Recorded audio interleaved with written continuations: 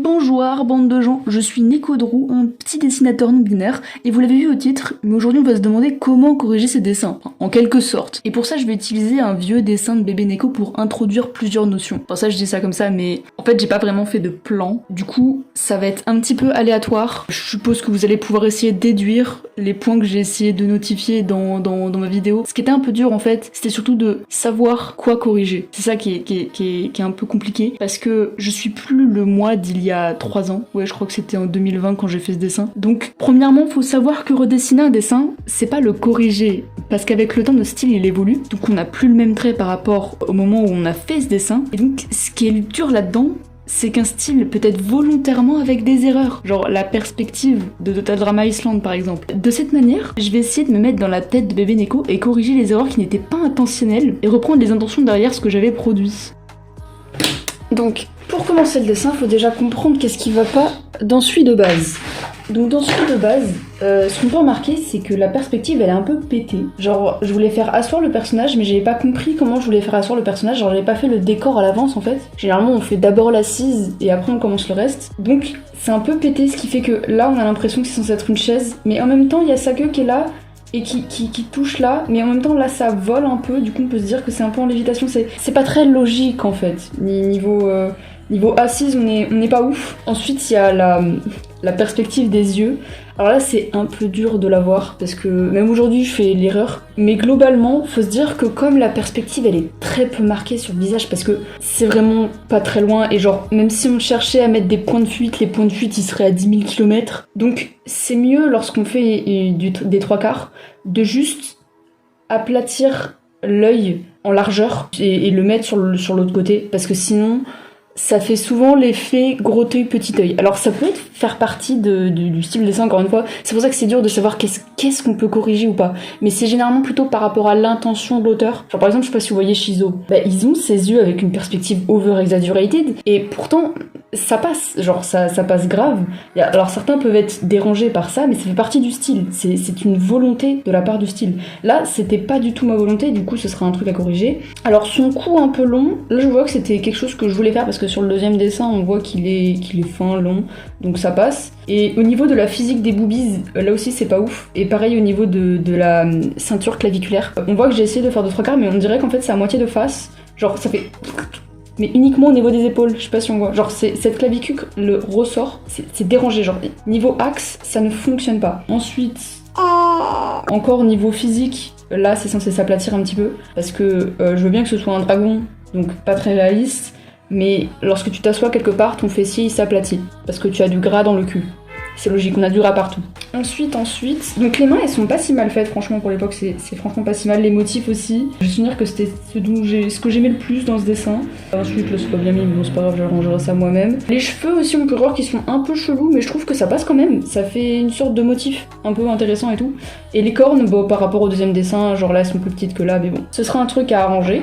Et là aussi le truc sur le front grossit. Ok, maintenant que je vois ce qui va pas à peu près. Alors pardonnez-moi, je veux pas réutiliser le même carnet du coup parce que sinon j'aurais pas de référence comme j'utilise mon téléphone pour filmer. Donc je vais commencer par l'assise et puis il y a des chances que vous ayez un time-lapse à ce moment-là avec des petites écritures pour dire ce que je fais ou alors une voix ou j'en sais rien, je verrai sur le tas. Je vais essayer de refaire à la même taille même si c'est pas vraiment nécessaire en fait. Voilà.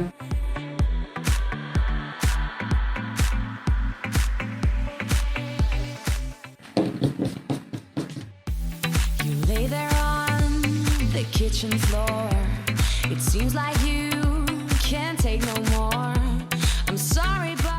Ce qu'on peut remarquer aussi au niveau de la cuisse, c'est qu'en fait, j'ai l'impression que j'ai genre pris un boudin et que je l'ai collé sur un autre boudin, alors qu'en fait, genre là, c'est plutôt connecté en fait. Comme on a des poches de gras ici qui s'appellent les hanches, logiquement j'espère que vous en avez, ou ne serait-ce qu'un tout petit peu, lorsque du coup on plie, bah là il y a soit c'est un renflement qui apparaît, soit juste un petit volume qui ressort en fait, parce que on est un peu comme si on avait mis une armature dans une marionnette. Ça, en soi, lorsque tu plies quelque chose, il va y avoir des parties qui vont se resserrer entre elles. Genre là, ma peau elle est tendue, là c'est tendu, et quand je plie, il y a des petits ronflements qui apparaissent. C'est comme ça chez à peu près tout le monde, et c'est le cas aussi au niveau de la cuisse. Surtout que normalement du coup comme elle fait ça, il y a un léger déhanché.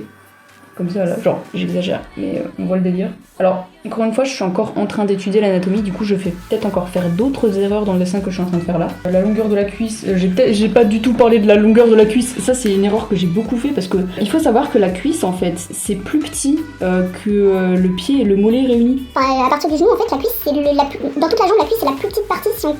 Enfin, c'est pas à la moitié en fait, c'est un petit peu au-dessus de la moitié. Et ça, j'ai mis longtemps à le découvrir, du coup, il y avait beaucoup de médecins, j'étais en mode tiens, c'est bizarre, j'ai l'impression que la cuisse elle est trop grande. C'est normal, c'est parce qu'elle est trop grande, c'est parce qu'elle est excessivement trop grande. Là, ça remonte un petit peu parce que parce qu'elle est assise.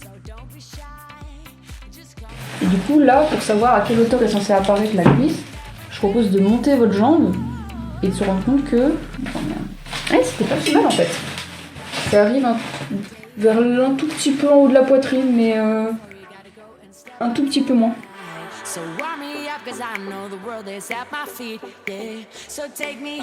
Là j'ai fait un axe pour m'aider parce que mine de rien elle est pas si simple que ça cette position. Et il y a un truc que j'ai pas bien mis, c'est qu'en fait le mollet, lorsqu'on appuie sur la jambe, en fait il dépasse de la jambe. Parce que quand on appuie dessus, là, ça on n'a qu'à dire que c'est le mollet, si j'appuie là, ça va s'étendre de ces côtés-là.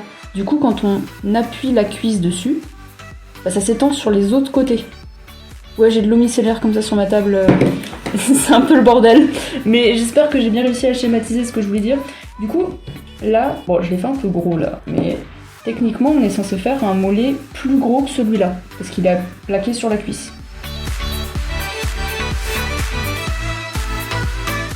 Ensuite, pour le bras, bon là, c'est pas vraiment une erreur parce que ça peut correspondre au style. On voit que, du coup, ces muscles prennent plus le dessus par rapport au gras. Sauf que généralement, quand ça fait ça lorsque notre bras n'est pas collé au corps, en fait. Ou alors que la personne est très musclée. Mais lorsqu'on colle notre bras au corps, en fait, le gras va s'étaler sur le corps. Ouais, je parle encore de gras, mais le corps est recouvert de gras. Donc voilà, il faut l'accepter un jour dans la vie. Ce qu'on peut se dire aussi, c'est que là aussi, la perspective, elle est un peu fucked up. C'est-à-dire que son avant-bras est plus grand que son autre bras. Enfin, je suppose. Ah non, techniquement, pas la même taille. Ouais, mais avec la perspective... Si on prend en compte la perspective qui va par là-bas, son avant-bras est techniquement plus grand si jamais on essaie de le mettre à l'échelle. Je sais pas si on voit ce que je veux dire, mais du coup, il faut que j'avance un petit peu le bras là pour que ça puisse être logique en fait. Sinon, cette personne a un bras extensible. Ça, c'est assez abstrait, mais avec le temps, voilà. Faut pas que je lui fasse les bras trop gros aussi, parce que le problème, c'est que actuellement, en fait, j'ai tendance à faire des bras qui s'approchent un petit peu plus de ce qu'on voit dans la vraie vie. Et souvent, on a tendance à faire les bras beaucoup plus fins, surtout lorsqu'on dessine du manga. Il y a beaucoup de gens qui font des dessins avec du manga, des bras extrêmement fins. Alors, c'est possible dans la vraie vie, mais généralement, on a toujours un petit peu plus, un minimum de gras dans le bras ou du muscle, quoi. Soit on a du gras, soit on a du gras, soit on a un peu de muscle. Et c'est très rarement, on est très très maigre là-dessus, sinon on est maigre partout. Et vu la morphologie de la personne que je suis en train de dessiner, cette personne n'est pas maigre partout. Donc je lui fous de la logique dans le bras, on n'a qu'à dire ça comme ça. Ensuite, pour les boobies... J'essaie de le voir un petit peu en 3D, mais bon, ça c'est un truc qui est un peu dur. Ça me vient un petit peu instinctivement, du coup c'est dur à expliquer. C'est essayer de voir les volumes, mais en même temps de se dire que les volumes c'est de la jelly, du coup ça peut s'aplatir entre eux. Du coup il y a des trucs qu'on pourrait penser pas possible si jamais c'est solide, mais qui le sont en fait complètement.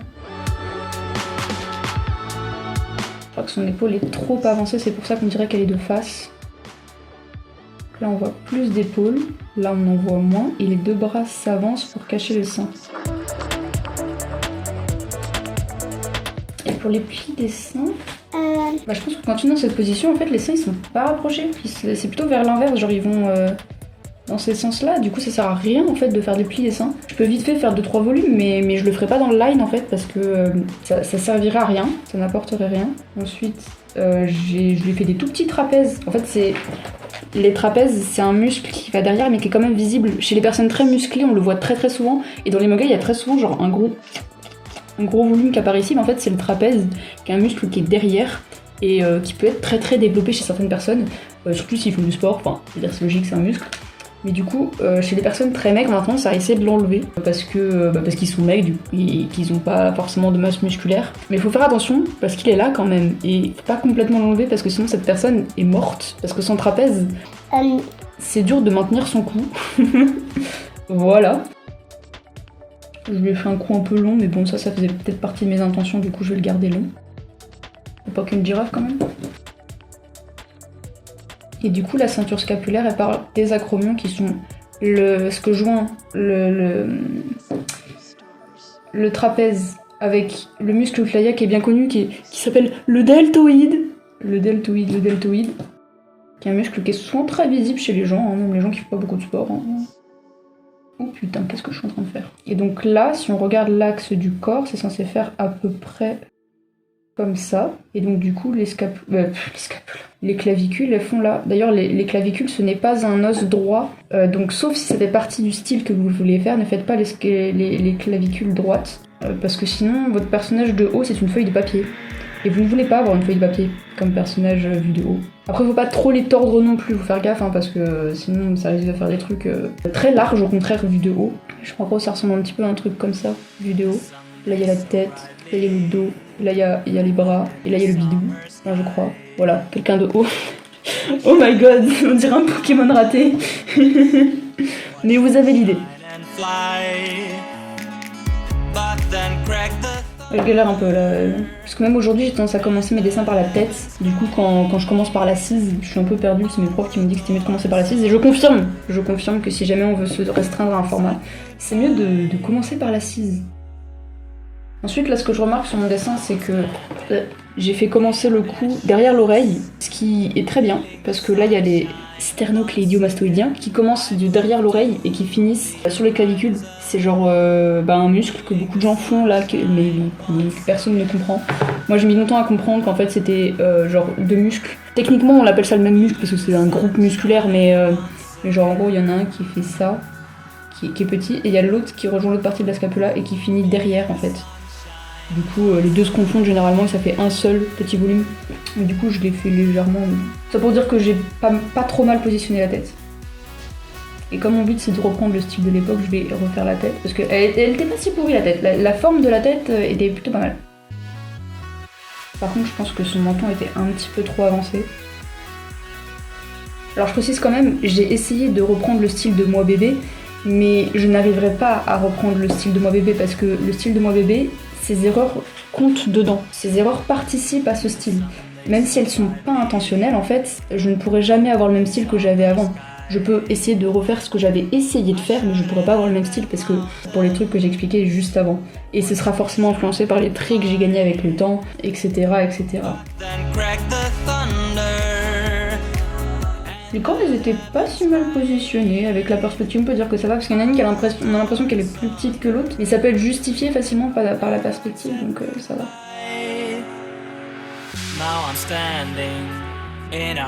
Donc là, la partie des yeux. Putain, je lui ai fait des lachises, mon gars. Bon, je fais des traits de construction pour vite fait m'aider, mais en soi, ça c'est pas grand chose, je pourrais faire ça. Mais bon. Après, j'aime bien aussi marquer l'implantation des cheveux. Parce que ça aide. Après là, le crâne, je l'ai fait un petit peu vite parce que je sais que je vais le recouvrir des cheveux, mais voilà. Et donc là, pour ses yeux, il y en a un qui est plus haut que l'autre, il y en a un qui est plus bas que l'autre. Donc je vais essayer de rééquilibrer un petit peu les choses.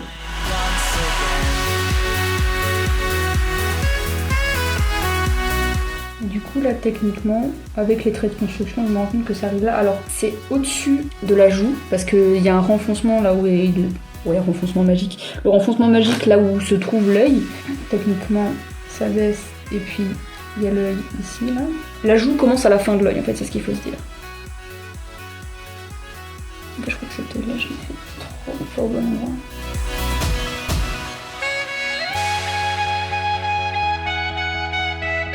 Là, je fais un léger petit volume pour le nez.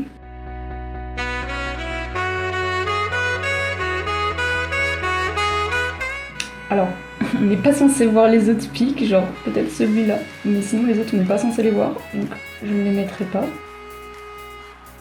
Comme elle a des boobies, là c'est censé avoir un petit peu de gras quand même. Alors là il y aura un léger volume, mais ils se traitent pas au line en fait. Genre les seins là, ils se traiteront avec la coloration, parce que si je mets un line ce sera trop accentué et ce sera pas ce qu'on veut. Là, le cheveu, il n'y a pas grand chose à changer, je trouve. Je vais forcément le reproduire à l'identique, mais il n'y a pas grand chose à changer. Ah si, peut-être. Là ils vont trop sur la sur un mauvais côté. Je pense que c'est pas voulu. Parce que techniquement ils vont plus vers l'intérieur que l'extérieur. Enfin plus vers derrière quoi. Mais moi je les ai fait venir un peu comme s'ils venaient de devant. Enfin comme si le personnage était de face quoi, c'est ça ce que j'ai fait.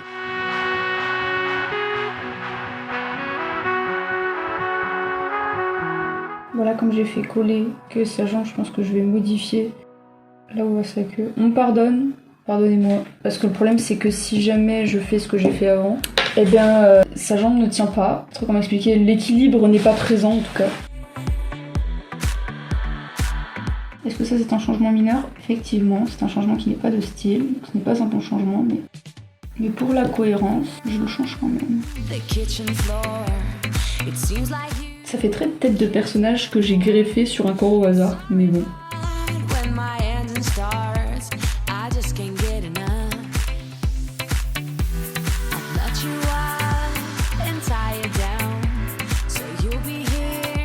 Attendez, je sais jamais quelle malléole sont les plus basses. Parce qu'il y a une malléole qui est plus basse que l'autre, c'est celle de l'extérieur. Parce qu'il y a la fibula.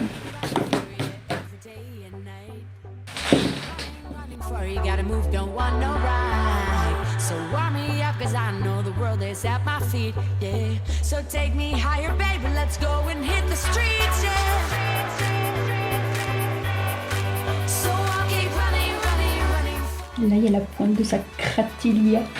C'est le haut du bassin. Genre, non, c'est pas le haut du bassin, mais c'est une partie qui ressort du bassin chez tout le monde.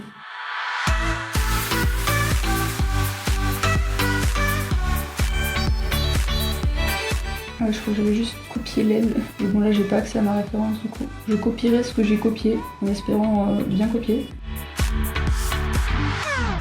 Et parce que c'était une humanisation d'un monstre d'un jeu à la base. Bon, du coup, je pense que je l'ai fait un peu moins bien de ce que j'avais fait la dernière fois. Mais mon but, c'est pas de copier, c'est de corriger, donc on s'en fout.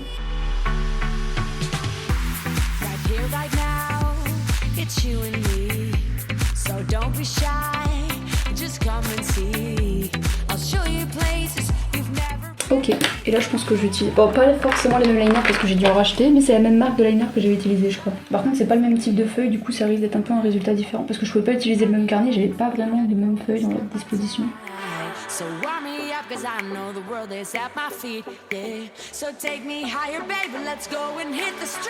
Je pense que je vais rétrécir le gros truc sur sa tête parce que le problème c'est que ça dérange ses expressions faciales. Alors en soi, je sais que c'est pas vraiment une erreur, mais c'est pour le côté pratique.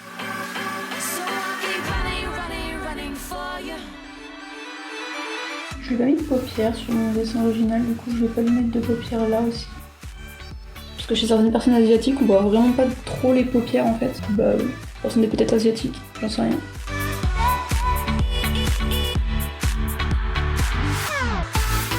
J'ai pas pris une feuille adaptée pour faire du line fin.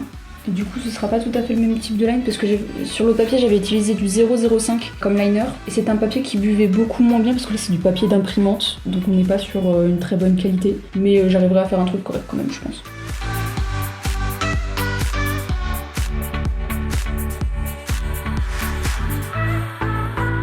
Le plus dur quand on fait un line, je pense que c'est hiérarchiser un petit peu ce qu'on doit faire en premier et ce qu'on doit faire après. Genre commencer par ce qui est devant et finir par ce qui est derrière parce qu'après on peut vite se tromper.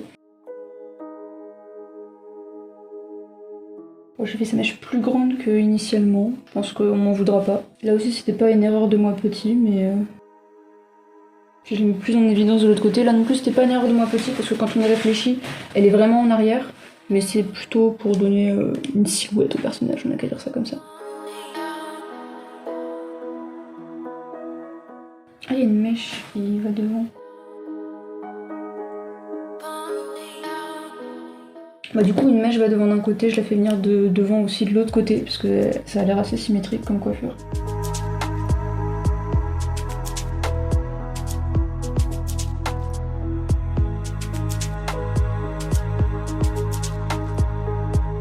Je crois que j'ai fait une erreur.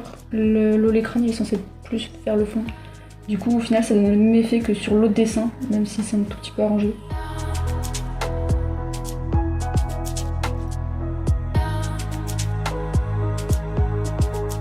Bon, je crois que j'ai un peu raté ça en même temps. De toute façon, on la voit pas trop. Peut-être qu'on voit ma grosse gueule, je sais pas. Au pire, je voudrais, j'ai pas envie qu'on la voit. Pas parce qu'elle est moche, hein, juste parce que j'ai envie de garder mon anonymat.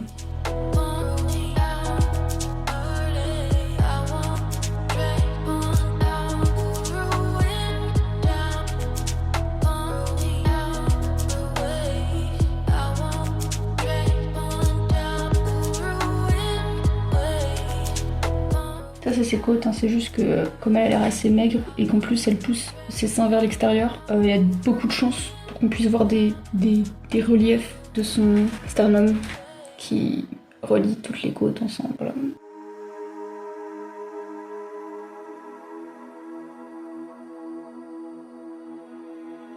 Seul le mois du passé l'avait fait en volume et en fait je pense que c'était une bonne idée. Tant pis, vous voyez, je rajoute des erreurs dans mon nouveau dessin.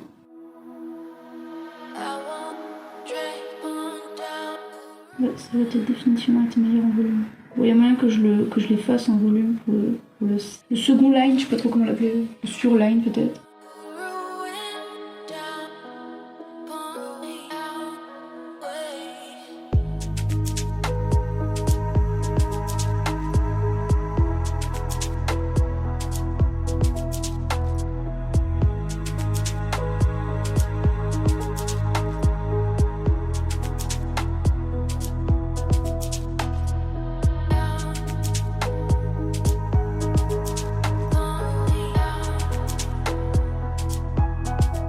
Je sens que ces pieds ça va pas être une partie très facile, donc je vais peut-être les redéfinir un petit peu avant de commencer parce que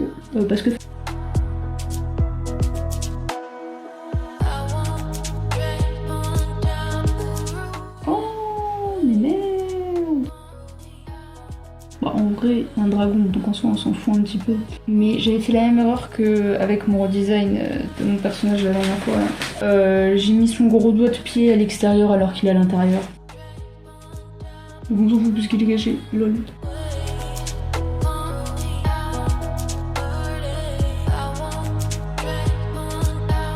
Je crois qu'on est plutôt pas mal. Ah non. Voilà. Maintenant le but, ça va être de faire le même line qu'il y a là, donc que t'es pas si me le fait en fait, en y ajoutant des petits effets, des petits réaux, etc. Mais aussi boucher les petits trous qui sont inutiles.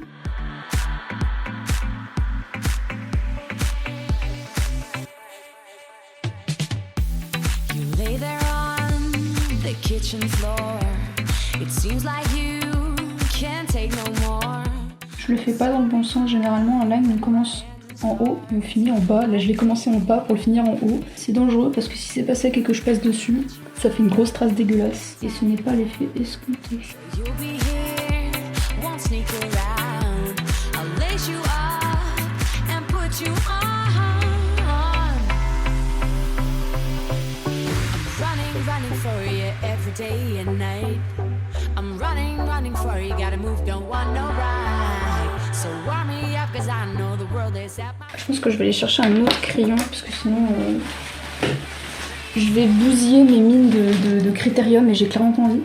Parfait. Donc je vais commencer par faire des aplats là où est-ce que je dois mettre des aplats. Ah j'ai pas coloré, c'est la cheese. J'ai fini, c'est la cheese. Ah putain ses cheveux, mais quel abruti, j'ai pas fait ses cheveux.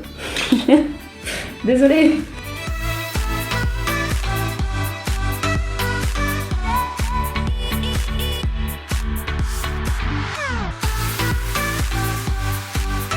Je crois que j'avais utilisé des crayons gris pour faire ça, genre pas du tout un crayon de papier, mais non c'est pas grave.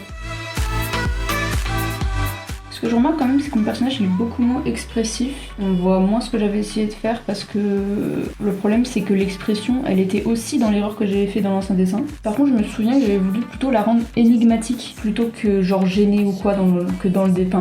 Dans le dessin original on a l'impression qu'elle est gênée. Alors que je voulais la faire beaucoup plus énigmatique, chose que j'ai bien remis dans ce dessin là. Alors je n'ai aucune preuve. Hormis le fait que j'ai ce sentiment lorsque je la vois et que dans ma tête c'était ça. Donc on n'a qu'à dire que c'était voulu, parce que ça l'était à moitié. Je pense qu'après ça j'irai manger parce qu'il est 13h et qu'en plus il faut que je fasse la vaisselle.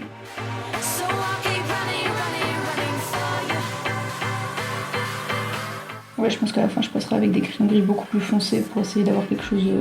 Parce que le problème, c'est que le crayon gris, ça peut pas être aussi foncé qu'on le pense. C'est pas suffisant, en fait, pour faire un foncé que j'ai fait sur le dessin original. Donc, je vais commencer au crayon gris et finir au crayon de couleur.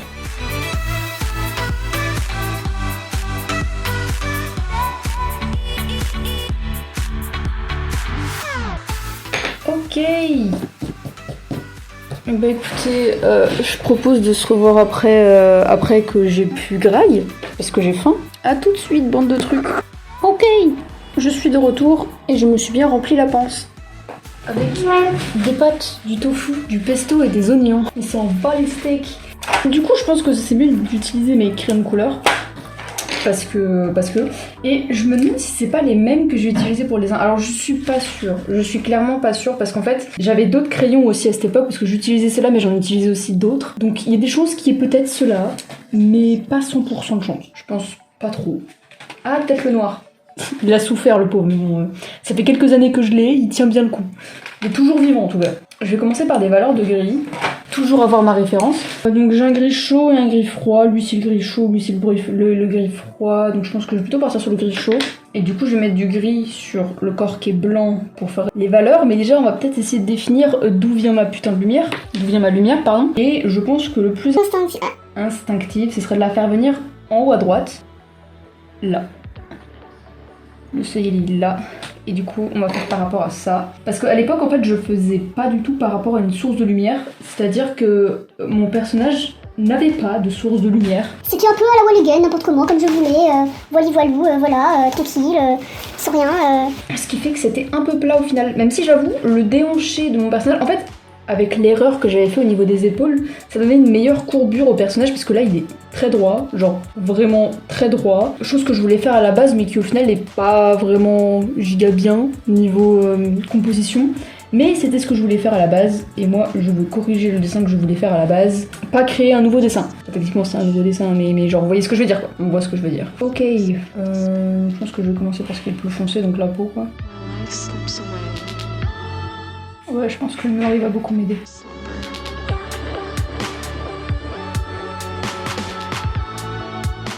Là c'est son biceps. Et là je laisse du plus clair parce que je m'exerce avec la zone d'intensité.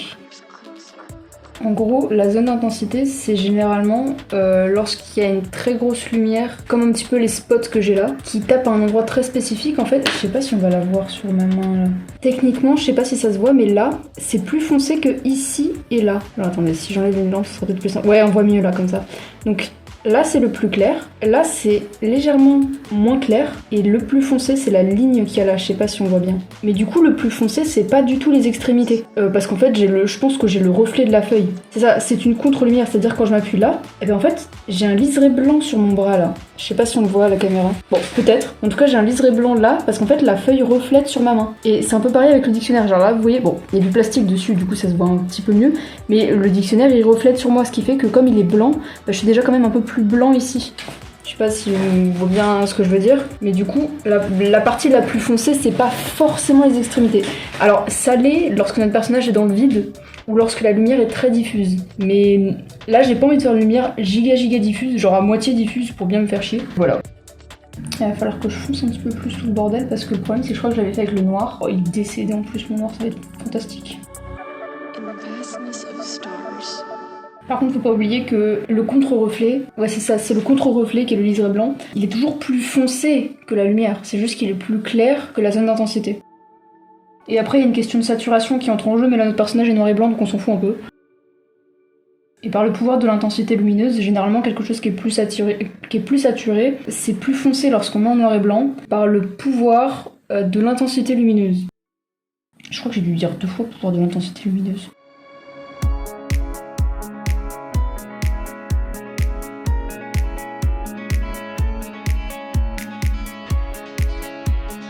Alors, je pensais que comme j'essaie de le faire venir un petit peu vers le fond là-bas, ça veut dire qu'il y a tout le pied là qui est dans l'ombre parce qu'il y a le support qui gâche tout en fait. Et en plus, il y a la queue et le pied. Du coup, cette partie-là est assez foncée en fait. Watch me shine and fly, but then crack the thunder.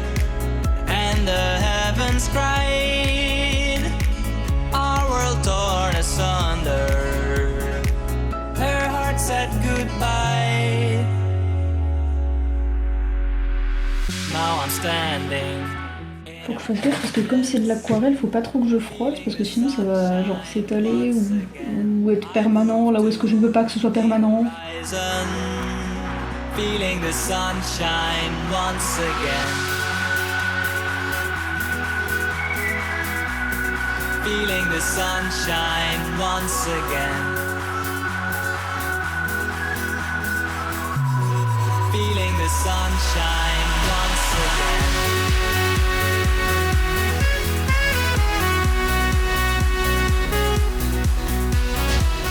Alors je pense que j'arriverai pas à faire aussi foncé que sur l'autre feuille parce qu'en fait le problème c'est que c'est pas le même papier et il y en a un qui boit beaucoup plus le pigment que l'autre et là il a pas l'air de vraiment bien boire le pigment, ce qui fait que on est sur des couleurs qui sont beaucoup moins bright, genre qui brillent beaucoup moins, mais le pigment il est moins avalé par la feuille en fait, du coup ça risque de pas être de tout à fait la même.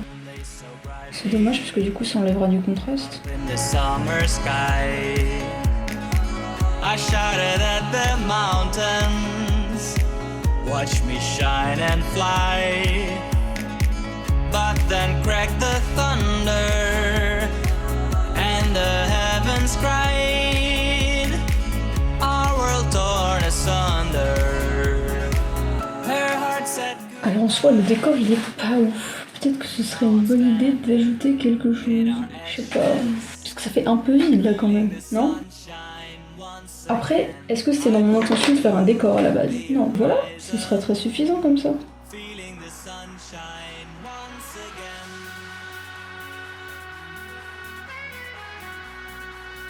Mon but c'était de faire ce que je voulais faire quand j'étais plus jeune. Ça voulait pas dire que je voulais faire un décor. Si je ne voulais pas faire de décor, eh ben voilà ce que ça donne. Déjà j'ai fait une ombre, ce que j'avais pas fait dans le dessin. Et voilà, c'est tout. Je crois que ça m'a pris 1h30, 1h40 peut-être. Yes. Je laisse sûrement la voix off parler à ma place maintenant.